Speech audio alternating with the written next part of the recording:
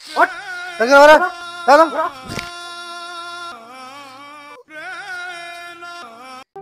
রাজীব, ওই যে 3 মাসের যে টাকা পয়সা গুলো দেওয়া হয়েছিল, সবকিছু বলে কয়ে টাকা পয়সা তো কোনো হিসেব কিতাব তুমি দিলে না। বস দেবো, সে ফিরোজ তো বাড়ি ছেড়ে পলাইছে। আর সেতু চাচার আজকে বিকেলে দেওয়ার কথা, দেখি আজকে বিকেলে যাবো। আর ওই উত্তর পাড়ার ওই চাচারটা? ওই চাচারটা দেওয়ার কথা, চাচা এখনো দিইনি। চাচা খালি দিন দিচ্ছে। কোনো দিন মিন হবে না, আজকেই লোকজন সব ডাক দাও, নিয়ে চলো। টাকা পয়সা তার মান যা আছে আমাদের হিসেবে আমরা করে নেব। টাকা নেওয়ার সময় তো মানুষ এভাবে বলে না, দেওয়ার সময় কেন? আচ্ছা বস, ঠিক আছে। বোঝো না রাজীব, মানুষ নেওয়ার সময় কত কথা তুমি তো দেখো, আর দেওয়ার সময় এ ভাই সে ভাই, এ সমস্যা সে সমস্যা। আমরা টাকা দিই বলে কি আমরা কি? ফিরোজ তো লেনদেনে ভালো ছিল, ফিরোজ আনিয়ে দিল বিদায় তো সেতু চাচারে দেওয়া হইলো। না, সেতু শশার জমি সে কাগজপাতি তো আমাদের কাছে আছে, টিপসই তো দেওয়াই রয়েছে। সমস্যা নেই। টাকা লাগবে রাজীব, টাকা। টেনশনের তো কোনো কারণ নেই, জমি জাতির কাগজপাতি সব ওকে করা রয়েছে। জমি জাতি তো সবই আপনার, আপনি টেনশন করতেছেন কেন? আরে পাগল, আমি কি চিন্তা করি, সমাজ আছে না, সমাজটা মেনটেন করে চলতে মানুষজনকে দেখাতে হয় না। তা ঠিক আছে, তুমি ওই সেতু চাচারে তাগিদা দাও। আমি যাচ্ছি এখন সেতু চাচার কাছে, দেখি কি বলে।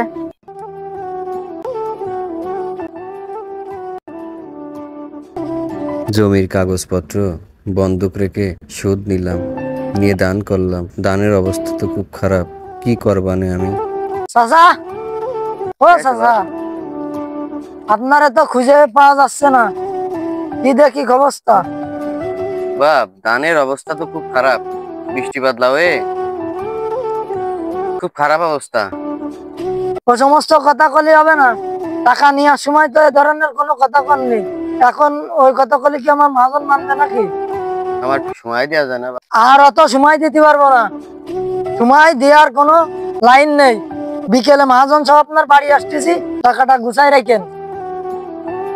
ও আল্লাহ, আমি এখন কি করব? রাস্তা দেখাও। বস, সেতু চাচারে তো ওয়ার্নিং দিয়েছি, বিকেলে যায় টাকা নিয়ে আসতে হবে। ভালো কাজ করেছো, 3 মাস যেহেতু ওভার হয়ে গেছে, আর তো সময় দেয়া যায় না। ঠিক আছে, সমাজের ব্যবস্থা আমি করতেছি, সমাজের লোকজন আছে তো, লোকজন নিয়ে একটা সিস্টেম করার দরকার আছে। হ্যাঁ, তুমি সাকিবরে একটু ফোন দাও। আচ্ছা ঠিক আছে, দিচ্ছি। বউ, তুমি তো সুদ নিয়ে দান করতে নিষেধ করিলে, আমি তো তোমার বারণ শুনিনি। যে দান হয়েছে এ তো খুব খারাপ অবস্থা। এখানে টাকা পয়সা কোনতে দেবো আমি? মহাজনের চামচারে পাঠাইলো, যে ব্যবহার করলো, ওরা তো যে কোনো মুহূর্তে মনে হয় বাড়ি আসবে। আমি তো এই টাকা নেওয়ার সময় জমির কাগজপত্র দিয়ে দিলাম, এখন বাড়িতে বের না করে দেয় আমাকে। ছাবালটারেও কিছু প্রতিবাদ দিছি না, দূরে রাইছো, টেনশন করবে না, কি করবো আমি? এনে টাকার কাছে তো সমাজ বিক্রি, মহাজনের টাকা পয়সা অভাব নেই, টাকা থাকলে সমাজ সেই দিক। আমরা জানি ন্যায্য বিচার পাবান, সব শেষ হয়ে গেল বউ। লোভ করেছি, প্রতি লোভে পাপি নষ্ট।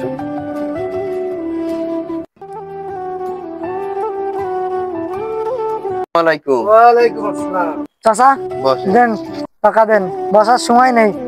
আসলে চাচা, টাকা নেওয়ার সময় যে চুক্তিটা, আপনার জমির যে কাগজ আপনি আমার কিন্তু জমা রাখছিলেন, যে 3 মাসে যদি টাকা না দিতে পারেন তাহলে জমি কিন্তু আমার। আপনি কি বলেছিলেন যে হ্যাঁ ঠিক আছে। এখন কাকা, জমি তো আমার ছেড়ে দিতে হবে কাকা। আপনার টাকা নাই, আমার জমিটা আপনি ছেড়ে দেন, আর লোকজনের কাজ করবেন। আমি জমি ছেড়ে, বাড়ি ছেড়ে কই যাবো আমি বাপ?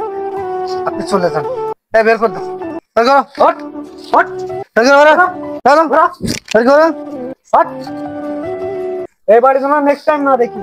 কাগজ দলিলপাতি সব রেডি না রতিব? হ্যাঁ রেডি। ব্যবসা তো চাঙ্গে, ব্যবসা চাঙ্গে। এবার আমাদের চাঙ্গে। সুদ দেওয়া, সুদ নেওয়া দুটোই সমান অপরাধ। আমাদের সমাজে প্রতিনিয়তই এমন কিছু ঘটছে, লাভের আশায় অনেকে সুদ নিচ্ছে, পরিশেষে ভিটে জমি জায়গা সবকিছু হারিয়ে পথের ফকির হয়ে যাচ্ছেন। আমাদের এই সমাজে প্রতিটা মানুষ চিন্তা করে সুদ নিয়ে আমরা উন্নতি করতে পারবো, কিন্তু ধারণাটা সম্পূর্ণ 100% ভুল। সুদ মানুষকে ধ্বংস করে দেয়, শেষ করে দেয়, নিঃশেষ করে দেয়, পথের ফকির করে দেয়।